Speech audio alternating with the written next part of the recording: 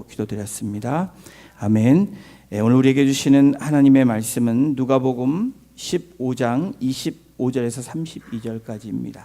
제가 갖고 있는 신약성경 122페이지입니다.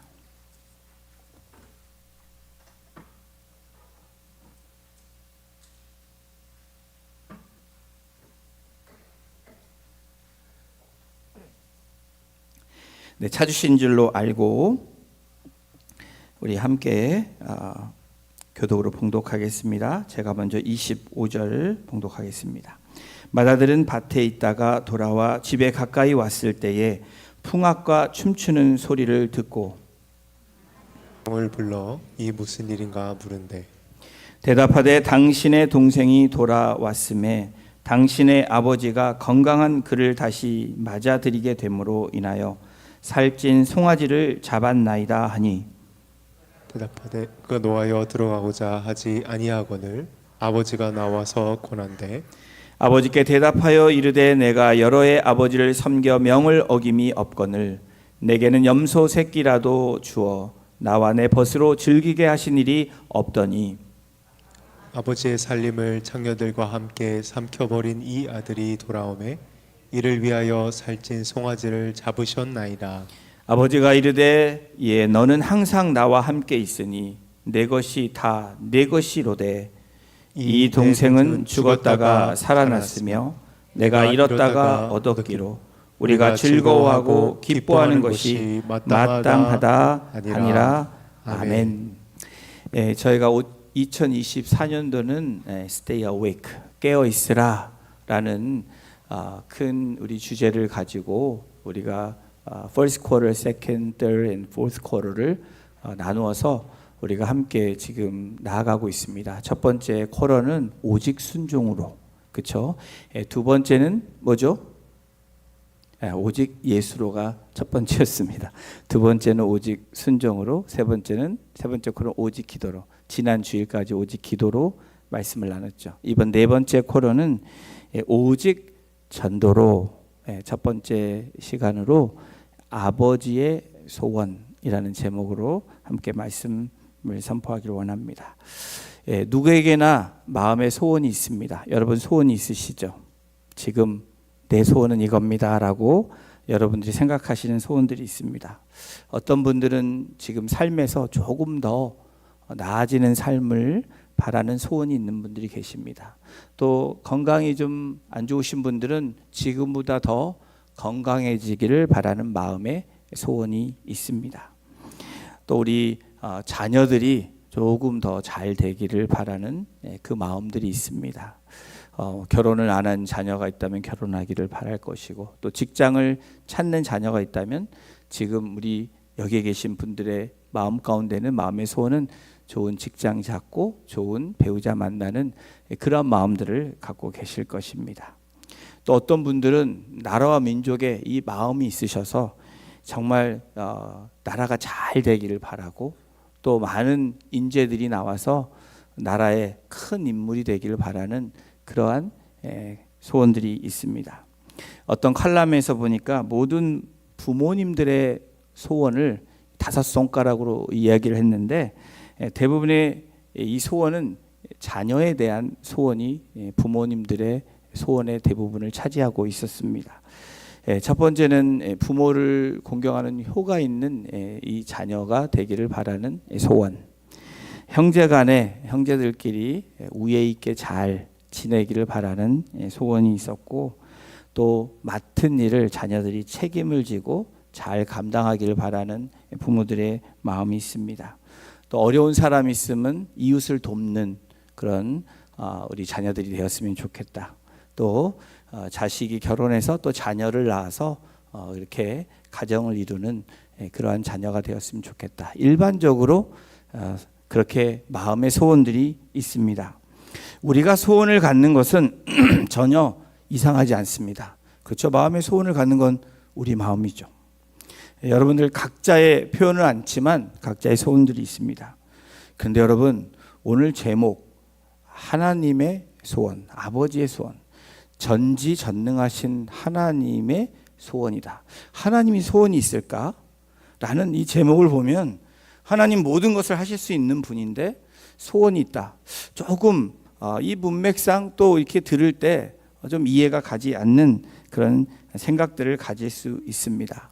오늘 누가복음 이 15장은 이러한 유사한 이 비유의 이야기가 3번이나 나옵니다. 3가지의 비유를 15장에서 예수님께서 말씀을 하시는데, 여러분 중요한 부분은 여러분 몇 번 얘기합니까? 성경에서 반복적으로 1번이 아닌 2번을 얘기합니다. 그런데 비유가 같은 비유로 3번을 이야기하셨다. 이 의미는 아주 중요하다라는 사실입니다. 그렇죠. 우리가 중요하면 계속 반복하잖아요. 성경도 마찬가지입니다. 이 비유를 2번이 아닌 3번이나 반복함으로 이 말씀이 절대적으로 중요함을 말씀하고 있는데, 이 첫 번째 이 비유는 한 마리의 잃어버린 양을 찾는 목자 이야기로 7절까지 그 스토리가 전개가 되고 있습니다. 100마리 양이 있었는데 목자가 한 마리 양을 잃어버려 너무 안타까웠는데, 그 안타까운 마음을 갖다가 양을 찾았을 때 기뻐했던 이 목자의 마음에 대해서 이야기합니다.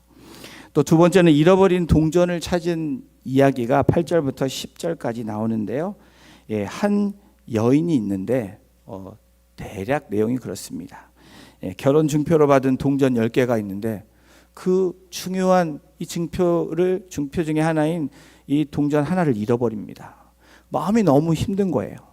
그래서 전전긍긍하고 잠도 못 이루고, 그래서 매일매일 찾다가 드디어 이 동전을 찾게 됩니다. 너무 기뻐서 주위 사람들에게 알리고 또 이웃 사람들 초청해서 기뻐하며 그렇게 잔치하는 그러한 이야기가 두 번째 비유입니다. 세 번째 비유는 오늘 저희가 읽은 본문 중에 부분인데 11절부터 무려 32절까지 이 3분의 2에 해당하는 이야기를 오늘 하고 있습니다. 잃어버린 아들 찾는 아버지의 이야기입니다. 바로 우리가 잘 알고 있는 탕자의 비유죠. 아버지에게 아들이 둘이 있습니다. 둘째 아들이 얼마나 불효자인지, 얼마나 못됐는지 돌아가시지 않은 아버지를 향해서 재산을 달라, 난 아버지를 떠나 살겠다라고 강력하게 자기의 의견을 내어서 끝내는 아버지의 재산을 뜯었습니다. 뜯었다는 표현이 죄송합니다. 가져서 아버지를 떠나 타국으로 갑니다. 누가복음 15장 12절에는 이렇게 기록하고 있습니다. 우리 함께 같이 읽어보겠습니다. 그 둘째가 아버지에게 말하되 아버지여 재산 중에서 내게 돌아올 분깃을 내게 주소서 하는지라. 아버지가 그 살림을 각각 나누어 주었더니, 그냥 이 12절을 보면 그래 아버지가 돌아가시면 줄 걸 미리 줬다, 요즘 시대로 생각하면 make sense가 됩니다. 그러나 고대 사회에서 아버지가 돌아가시기 전에 자녀가 부모에게 분깃, 이 재산을 요구하는 것은 그것이 전통적으로나 사회적으로 합당하지 않는 일이라는 거예요. 우리 12절에 보면 아버지가 좀 띄워주실래요? 그 살림을 각각 나눠 주었더니, 이 살림이라는 이 헬라어 단어를 찾아보니까 이 단어의 의미의 뜻이 뭐냐면 아버지의 목숨, 생명이라는 단어로 그 살림이라는 이 헬라어를 사용하고 있다라는 사실입니다. 둘째 아들이 요구한 것은 우리가 그냥 읽을 때 그냥 재산이 아니라 포제션이 아니라 아버지의 그 생명이라는 거예요. 목숨을 요구하는 요구였다라는 겁니다. 이와 같이 아버지의 생명을 가지고 떠나서 잘 살면 될 텐데, 그래도 그나마 조금 위로가 될 텐데, 둘째 아들이 어떤 삶을 살았는지 이 돌아온 탕자의 비유에 어떻게 기록하고 있냐면, 방탕한 삶을 살더니 마침내는 모든 재산을 잃어버리고 거지로 삶을 살게 되었다라는 결론이 나오고 있습니다. 얼마나 비참했는지 먹을 것이 없어서 가축이 먹는, 돼지가 먹는 그 음식을 먹으면서 삶을 이어갔습니다. 그러던 어느 날 이 아들이 갑작스럽게 아버지가 생각이 난 겁니다. 사랑이 많으시고 나에게 늘 인자하시고 그리고 가장 좋은 것을 주신 아버지가 생각이 나서 이 아들이 이렇게 생각하고 결단을 내립니다. 내가 여기서 이렇게 거지로 살고 죽느니 아버지의 집으로 가서 아버지의 종이 돼서 평생 그곳에 일하면서 그래도 그나마 아버지의 곁에서 살겠다라는 결단을 하고 드디어 타국에서 아버지의 집으로 향하게 됩니다. 이 아버지는 자신의 목숨을 준 이 분깃, 이것을 주었지만, 살림을 내주었지만 괘씸한 마음보다는 늘 아들을 그리워하는 마음으로 기다리고 있는 아버지입니다.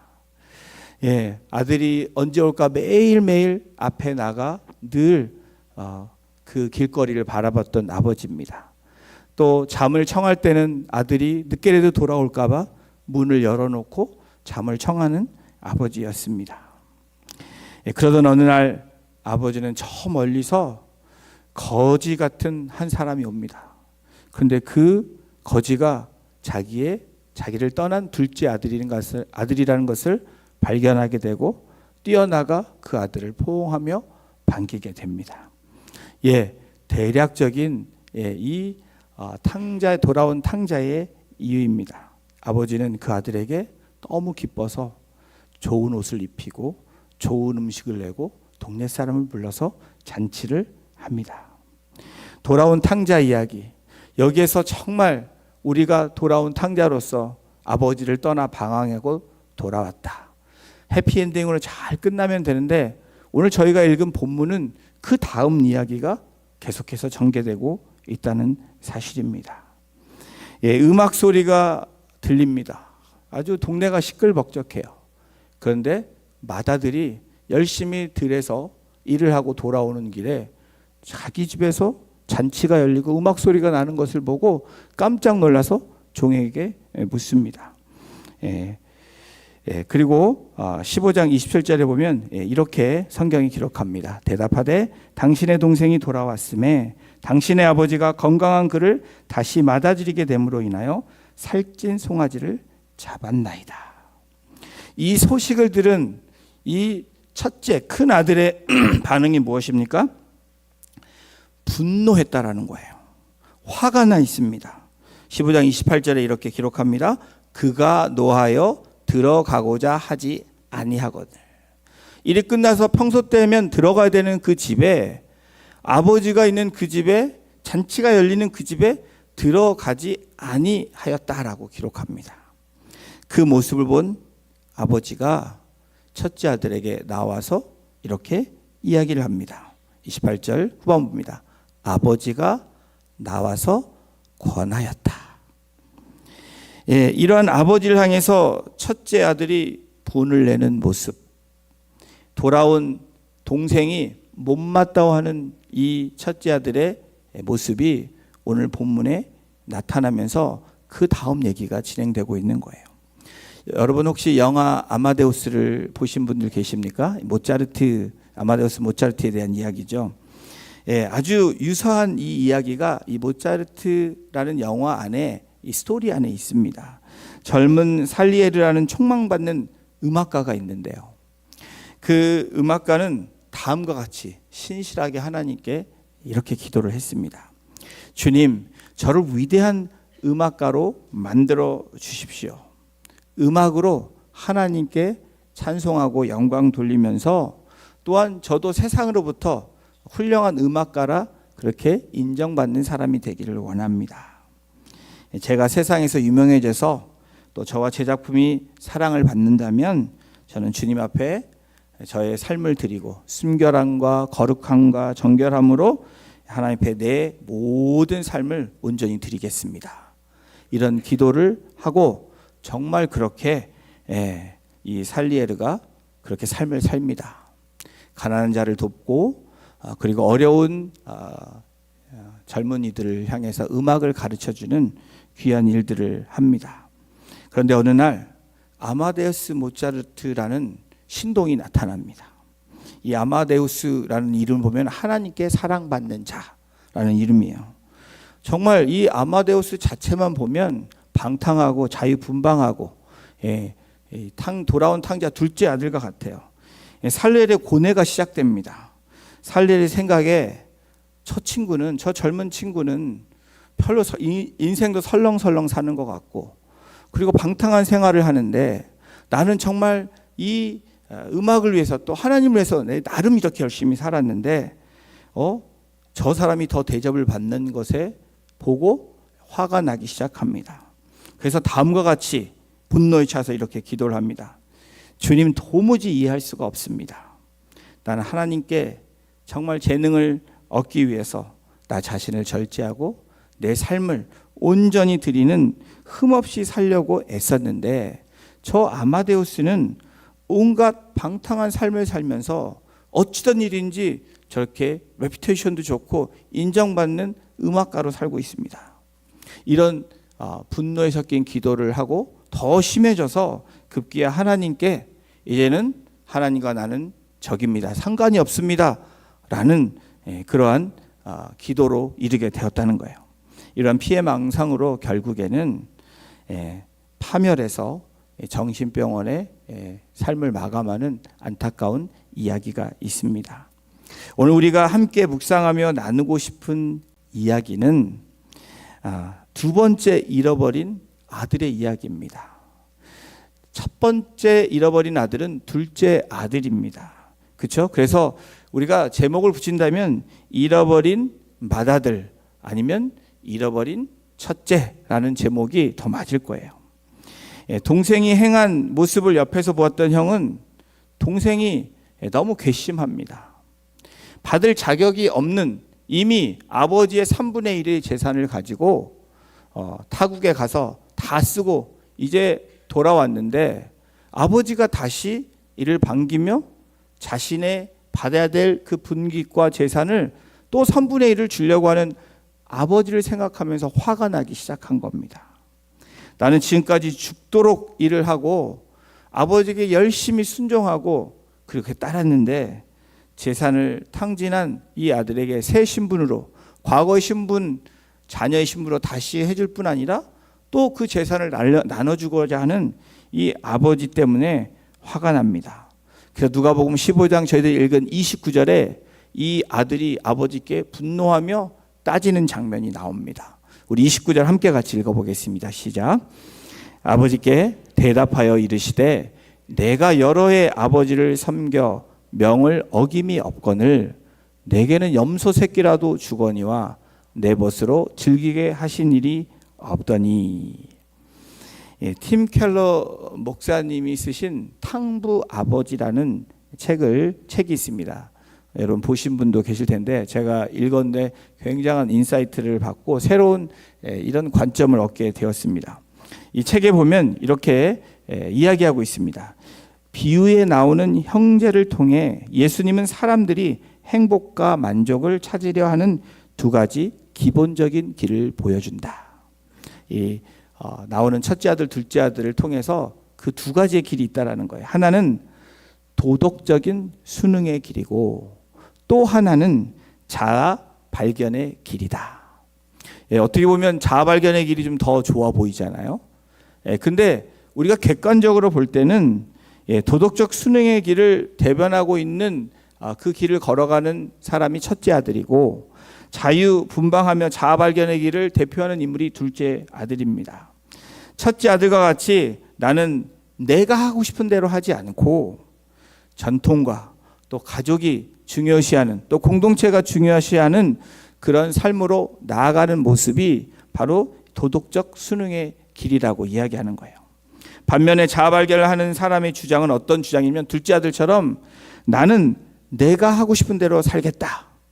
그렇게 주장하고 선포하고 거기에서 나의 행복과 만족을 찾겠다라고 말하는 그 부류의 사람들을 바로 자아 발견을 하는 사람들, 그 길을 걸어가는 사람들이라고 얘기합니다. 사랑하는 성도 여러분, 여러분의 길은 어떤 길이라고 생각하십니까? 지금 이 자리에 앉아 있는 여러분은 지금 둘째 아들의 길을 걸어가고 계십니까? 아니면 첫째 아들의 길을 걸어간다고 생각하십니까? 아니면 나는 그런 길이 아니다라고 생각하십니까? 예, 아버지의 소원이라고 오늘 첫 번째 우리 오직 전도로의 제목을 왜 그렇게 지었냐면 아버지의 소원, 아버지의 마음을 아는 것이 우리에게 가장 중요한 시작이기 때문에 그렇습니다. 방탕하며 아버지를 떠나 다시 돌아온 탕자에게 적용되는 그런 말씀뿐 아니라 지금 아버지와 함께 있는 늘 예배하며 공동체에 섬기는 우리들에게 맏아들격인 우리들에게 말씀하시는 말씀이기도 하다라는 거예요. 여러분 둘째 아들을 보십시오. 아버지께 잘못한 게 명백합니다. 객관적으로 부려도 이런 불효막심한 자식이 없습니다. 문화적으로 사회적으로 봐도 이 아들은 매맞아야 되는 자녀입니다. 혼내야 되는 자녀입니다. 그런데 첫째 아들은 어떻습니까? 그 아들은 아버지 명을 한 번도 어김이 없습니다. 늘 아버지 곁에 있습니다. 그래서 철저하게 순종했다라는 거예요. 객관적으로 생각해 봐도 여러분들 첫째 아들이 더 낫지 않습니까? 둘째 아들은 불효자입니다. 그러나 아버지와의 관계, 아버지의 관점에서 보는 아들의 모습, 그것이 바로 오늘 제목처럼 아버지의 손, 아버지의 마음을 헤아려 드리는 자녀로서의 삶이 우리에게 주어진 삶이라는 거예요. 첫째 아들은 같이 살지만 가깝고도 먼 당신의 삶을 살아온 인물입니다. 둘째 아들은 아버지와 멀리 떨어져 있지만 또 마찬가지로 아버지와 떨어진 것처럼 거리도 멀게 살았던 자녀입니다. 그런데 여러분 이 비유에서 재밌는 결론이 나오죠. 어떤 결론입니까? 방탕하고 놀고 즐기고 싶은 그 둘째 아들이 아버지의 잔치에 들어갔다라는 거예요. 이 말씀을 여러분 잘못 해석하시면 안 됩니다. 잘못 오해하셔서 그래 나는 방탕하게 살다가 라스미닛에 잔치에 들어가겠다. 이런 생각을 가지시는 분이 우리 공동체에는 없을 거라고 생각하기 때문에 말씀드립니다. 또 이 두 번째의 이 첫 번째 아들은 뭐냐면 아버지께 도덕적으로 순종하면서 살았던 첫째 아들은 어떤 결과이라요? 할 일을 다 하고 정말 아버지께 명을 어긴 적도 없는데 오늘 이 비유의 마지막은 아버지의 잔치에 들어갔는지 안 들어갔는지 퀘션입니다. 알 수가 없어요. 첫째 아들은 들어갔다는 말이었고 둘째 아들 탕자는 들어갔다라는 거예요. 여러분 세상적인 눈으로 볼 때 하나들은 지극히 착합니다. 또 하나들은 지극히 나쁜 아들이에요. 그러나 궁극적으로 이 탕자의 비유에서 하나님의 관점에서는 잃어버린 두 아들을 이야기하고 있는 거예요. 오늘 예배하는 저와 여러분들에게 오직 전도로라는 우리가 이 띠을 가지고 이 한 쿼러를 우리가 이제 10월, 11월, 12월 지내야 되는데 여러분 이 하나님의 마음, 아버지의 소원, 아버지의 마음을 모르고 우리가 예배한다면 삶을 산다면 어쩌면 우리가 첫째 아들의 삶처럼 늘 함께 있는 것 같지만 당신과 먼 사이에 있는 우리가 될지도 모른다는 거예요. 여러분 이 탕자에 비해서 심각한 아들을 말하고 있는데 예수님께서 이 비유를 말씀하시기 전에 15장 1절 2절에 이렇게 성경이 기록하고 있습니다. 모든 세리와 죄인들이 말씀을 들으러 가까이 나오니 예수님의 말씀을 들으러 나온 거예요. 근데 거기 보십시오. 2절에 보면 바리새인과 서기관들이 수군거려 이르되 이 사람이 죄인을 영접하고 음식을 같이 먹는다 하더라. 그러면서 세 가지의 비유를 이야기하고 계시는 거예요. 여러분 아버지는 잔치를 열고 돌아온 탕자 둘째 아들이 돌아와서 아버지의 소원을 이루어서 너무 기쁜 거예요. 그래서 많은 사람들 해서 정말 기뻐하고 음식도 살찐 송아지를 잡아서 여러분 고대 문명의 송아지를 잡았다. 지금도 시골에 가면 이 선교지에 가면 돼지는 잡지만 소를 잡는 마을은 없습니다. 돼지를 잡아도 선교제 가보니까 동네 100명 정도 먹일 수가 있더라고요. 끓이고 뭐 굽고 해가지고 100명 정도 먹습니다. 소를 잡으면 얼마큼 먹을까요? 어마하게 먹겠죠. 그만큼 너무나 기뻐서 살찐 송아지를 잡아서 잔치를 여는 아버지. 예, 이 아버지의 마음은 어떤 것입니까? 아버지의 소원은 무엇이었는지 32절에 말씀하고 있습니다. 우리 32절을도 함께 같이 읽어보겠습니다. 시작. 이 내 동생은 죽었다가 살아났으며 내가 잃었다가 얻었기로 우리가 즐거워하고 기뻐하는 것이 마땅하다 하니라. 죽었다가 살아났습니다. 잃어버렸다가 찾았다는 거예요. 이 아버지는 죽었다가 또 잃어버린 것을 다시 산 아들 보고 다시 찾은 아들 보면서 너무 기뻐한 겁니다. 이 15장에 나온 세 가지 비유의 공통점이 있다면 뭐예요? 잃어버린 것을 찾았다는 거예요. 아버지의 마음은, 아버지의 소원은 잃어버린 것을 찾기를 원하신다는 거예요. 둘째 아들인 정말 지금도 아직도 주님을 모르며 방황하는 그 아들을 찾기를 원하고요. 또 첫째 아들인 나와 늘 함께 있지만 이 아들이 나의 잔치에 늘 아버지의 마음을 알고 아버지의 소원을 알아서 함께 늘 동행하기를 원하시는 하나님의 소원, 아버지의 마음이 오늘 탕자의 비유에 나와 있는 겁니다. 탕자의 비유를 통해서 하나님을 믿는다고, 하나님 아버지를 안다고 말하지만 아버지의 마음을 알지 못하고 살아가고 있는 큰 아들이 어쩌면 제 모습이고 여러분의 모습일지 모른다는 거예요. 오늘 이 비유를 통해서 주님을 안다고 말하는 바리새인과 서기관들, 그런데 그들이 수군거리고 있다라는 거예요. 무슨 뜻입니까? 주님의 마음을 전혀 모르고 있다라는 거예요. 아버지의 마음을 전혀 모르고 있다라는 겁니다.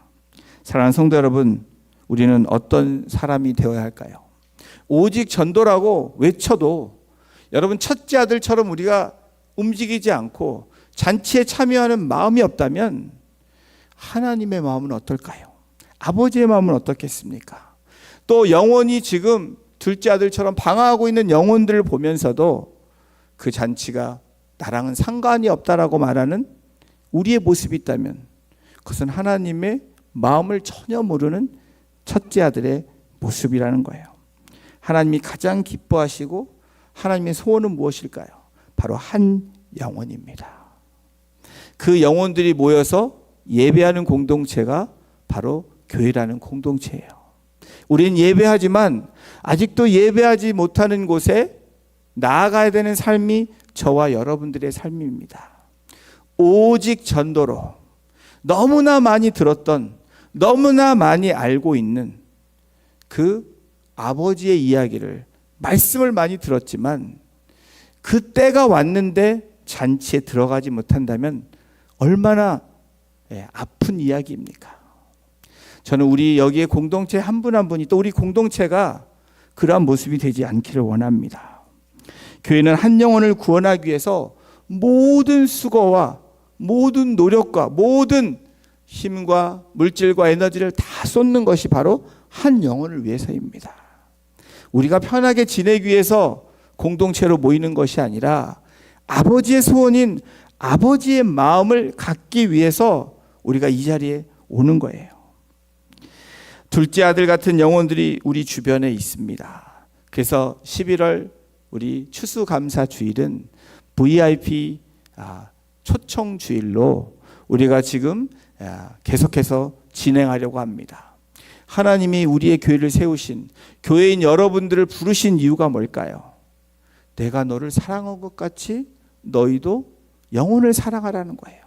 내가 너에게 주었던 그 복을 너희들이 나누어 주라는 거예요.